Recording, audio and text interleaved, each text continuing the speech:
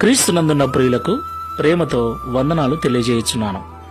August నెల 4వ తేదీ 2024. ఈరోజు దేవుడు మనకు చేస్తున్న వాగ్దానం ఏమిటనగా, కీర్తనల గ్రంథము 146వ కీర్తన 8వ చరణం. యెహోవా కృంగిన వారిని లేవనెత్తువాడు. ఆమెన్. నా ప్రియమైన సహోదరి సహోదరులారా, ఈ లోకములో కుటుంబాలుగా, బంధువులముగా, స్నేహితులముగా, సమూహాలుగా జీవిస్తున్న మనము ఆయా సమయాలలో వచ్చిన సమస్యను బట్టి, కష్టాన్ని బట్టి, శ్రమను బట్టి, నిందలను బట్టి, అవమానములను బట్టి, ఇతరులు మాట్లాడే సూటిపోటి మాటలను బట్టి కృంగిపోతూ ఉంటాం, కలవరపడుతూ ఉంటాం, భయపడుతూ ఉంటాం. ఈ లోకంలో క్రైస్తవులకైతే మరెన్నో బాధలు, మరెన్నో కష్టాలు. ఈ లోకం మనల్ని కృంగదీస్తుంది, ఈ లోకం మనల్ని బాధిస్తుంది, ఈ లోకము పడిపోతే ఎగతాళి చేస్తుంది. అయితే మనం ఆరాధిస్తున్న దేవుడు పడిపోయిన వారిని లేవనెత్తేవాడు, కృంగిన వారిని బలపరిచే దేవుడు.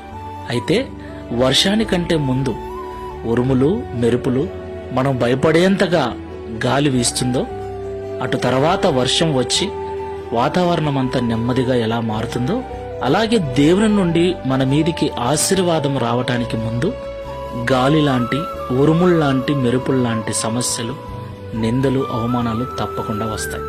వాటికి భయపడకుండా మనము నిలబడగలిగితే, క్రీస్తులో స్థిరంగా ఉండగలిగితే, తర్వాత వర్షము వచ్చి వాతావరణం అంతా చల్లగా, నెమ్మదిగా మార్చినట్లు దేవుని నుండి ఆశీర్వాదం మన మీదకి వచ్చి మన జీవితాన్ని ప్రశాంతంగా, నెమ్మదిగా, ఆశ్చర్యం కలిగించే విధంగా దేవుడు మనల్ని ఆశీర్వదిస్తాడు.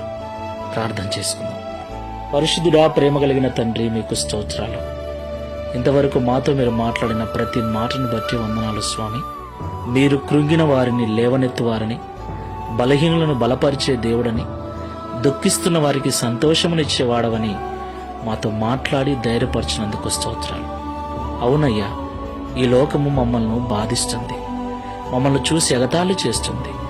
మా దీనహీన స్థితిని చూసి ఏమాత్రము కూడా సహాయము చేయక వారి మాటలతో మమ్మల్ని బాధిస్తుంది.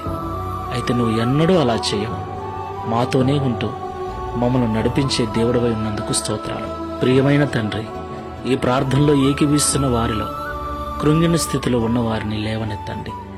ఈ బలహీనమైన క్షణాలను, ఈ కొరతలను, ఈ క్షణికమైన నిందలను ఓర్చుకొని తర్వాత మీరు అందించబోయే శాశ్వతమైన ఆనందము కొరకు, ఆశీర్వాదము కొరకు, శుభప్రదమైన నిరీక్షణతో ప్రార్థనాపూర్వకంగా ఎదురుచూచుటకు సహాయం చేయమని, ఒకరోజు మేము కూడా దావీదు వలె నిన్ను గూర్చి సాక్ష్యం ఇచ్చుటకు సహాయం చేయమని, తద్వారా ఈ దిన వాగ్దానమును మా అందరి జీవితంలో నెరవేర్చి మీ నామమును మహిమపరచుకున్నామని యేసు నామములో ప్రార్థిస్తున్నాము తండ్రి.